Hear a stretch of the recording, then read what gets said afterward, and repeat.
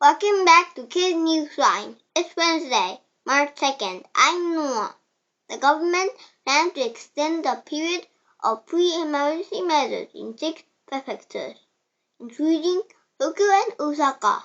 Pre-emergency measures are currently in force in 31 prefectures until March 6th. An official decision will be made sometime this week.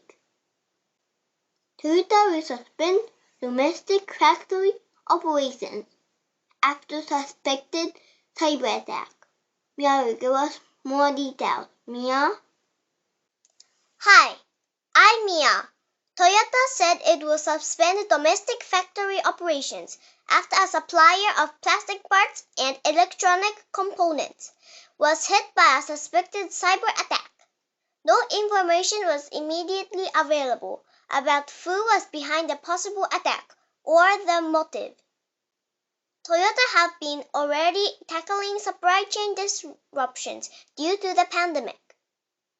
The production halt by cyber attack has forced the company to lose around 13,000 cars of output. Noah? Thank you, Mia. That is Kids News Line for this Wednesday. I'm Noah. Have a good evening.